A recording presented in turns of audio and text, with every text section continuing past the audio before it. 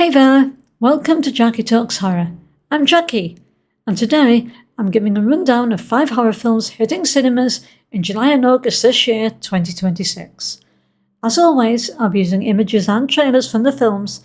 I'll put links to the trailers and any articles I use in the description down below. So July is a festival-heavy month, so there aren't that many films releasing then. There is one which made my list, but August has got plenty, and I've got those for you to look forward to. So let's get started. So first up, an only July entry, on the 10th of July we have Evil Dead Burn. This is the next film in the Evil Dead franchise after the extremely well received Evil Dead Rise, and was brought forward from the 24th of July, so we get it 2 weeks earlier than expected, and seems to be continuing the trend of the previous two, of going down a more anthology route than direct sequels. The film is directed by Sebastian Venisek, who also directed Infested from 2023. I haven't seen that film yet, so let me know in the comments what you thought of it, and if I should watch it. Evil Dead creator Sam Raimi specially selected Venisek after being impressed by the film. Venisek stated his intention with the film was to create a visceral sensory experience that punches the audience in the gut. I want people to feel physically drained when they leave the theatre, like they've been through an emotional and intense journey. So this instalment follows Alice, who, after losing her husband, seeks solace with her in-laws in their isolated home, only to find herself fighting for survival. There was a teaser for the date announcement for this, which is just a one-shot take of, I presume it's Alice, crawling along a floor in the house with chaos and anarchy going on around her.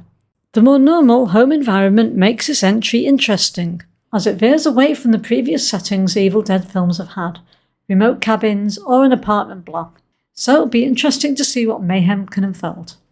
Next up, and a film I was surprised to hear they were making, is coming to cinemas on the 7th of August, Fall 2. This is a sequel to the high-altitude horror Fall from 2022. I thought that film was a good one-off, and it tied things up nicely.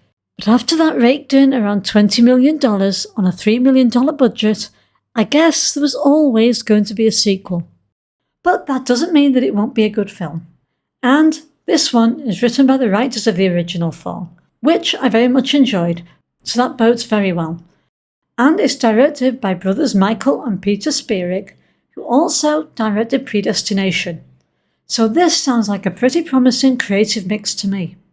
According to the filmmakers, Fall 2 aims to deliver a bigger and more vertigo-inducing experience, while retaining the intensity that made the original such a surprise hit. So this time, the story follows Jax Hunter, the sister of Shiloh Hunter. Now that was the blonde one from the original, who goes with one of Shiloh's friends to tackle Mount Kwan's dangerous plant walk in Thailand. And having seen images from that plant walk, I am saying there's no way you would get me anywhere near that. There isn't much imagery for this film yet, and no teaser, but if one does drop before I release this video, I'll add it down below in the description. Capstone Studios has already greenlit Fall 3, and Mann will return to write and direct that third instalment. So let's hope this is at least as good as the first film, and then we can look forward to the next one. Next up, and also on the 7th of August this year, 2026, is Ice Cream Man, from the mind of Eli Roth. So this is the latest film from director Roth, and it's part of his new label, The Horror Section, that he founded in 2025. This was an idea he'd been carrying around for years, and after the success of Thanksgiving showed that there was a good reception for Roth's brand of gleefully excessive slasher chaos, it gave the studios confidence to greenlight Ice Cream Man. Roth was quoted as saying about the project, "I've had this idea for a long time, and studios were too afraid of my early drafts. Now's the time to push the envelope further than I ever have, with what I think will be the most terrifying and insane film to date." Now, not too much is known about the film, it's been kept under wraps, but the story is set in a perfectly peaceful summer town when kids start behaving extremely rebelliously and violently after eating the ice cream from a particular ice cream man. There is a teaser for this film though, and it shows you some creepy images that would make me keep well away from that ice cream van, and shows the kids getting up to whatever they get up to after eating the ice cream. I didn't see anything that would be classed as a spoiler, but in typical Roth style, plenty of carnage, so I can't show too much of the trailer here. The prosthetics and makeup effects should be amazing in this, as they are done by Oscar winner Adrian Moret and Steve Newburn, who also did his visual effects on Roth's previous film, Thanksgiving. So next up, and hitting cinemas on the 21st of August this year, 2026, is Insidious, Out of the Further. This is the sixth instalment in the Insidious franchise. Now I've seen most of them, except for the Red Door instalment, and think that after the first one, maybe the third, they're a bit of a letdown. Let me know in the comments below what you think of the franchise as a whole, and if you think it's worth my time watching the Red Door. Out of the Further is directed by Jacob Chase, who co-wrote the screenplay with Lee Whannell, and a wider writing team. Whannell, of course, co-created the franchise alongside James Wan. Sony's Adam Bergerman promised Insidious Out of the Further may be the most terrifying film in the franchise, expanding the mythology in a chilling new way. So the film follows Gemma, a young mother raising a daughter when she discovers she can enter the Further, where she possesses the ability to bring what lives there back to the real world. The teaser shows the relationship between the mother and daughter, and Gemma getting slowly deeper into the spirit world. You see the famous Red Door, some of our old friends from the Further, and yes, the trailer contains a jump scare, just to let you know they are back. I've picked parts of the trailer that don't show spoilers, as I do think it shows a bit much, as Blumhouse is well known for, so avoid the teaser and any full trailer if you enjoy going in blind. I'm looking forward to seeing the return of the awesome Lynn Shay. In my opinion, it's a bit like with Saw and John Kramer. I think Wan and Whannell killed off one of the stronger characters in the series way too early, and have struggled to keep her in the sequels, ultimately having to use flashbacks. I do like the installment she is in generally the most, so this is one I'm definitely wanting to watch when it comes out.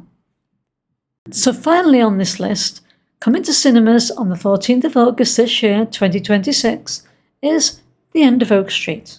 Directed by David Robert Mitchell, who also directed the absolutely amazing It Follows. And it looks like the follow-up for that, They Follow, is actually happening. Comment down below if you're as excited as I am about that. Not only has this got talent behind the camera, but also has some serious talent in front as well, in the form of Ewan McGregor and Anne Hathaway, both of who I think have done some really good work over the years, and Christian Convery, who's making a name for himself as an up-and-coming young star. After mysterious cosmic events rips Oak Street from suburbia and transports their neighbourhood to some place unknown, the Platt family soon discover that their very survival depends on them sticking together as they navigate their now unrecognisable surroundings.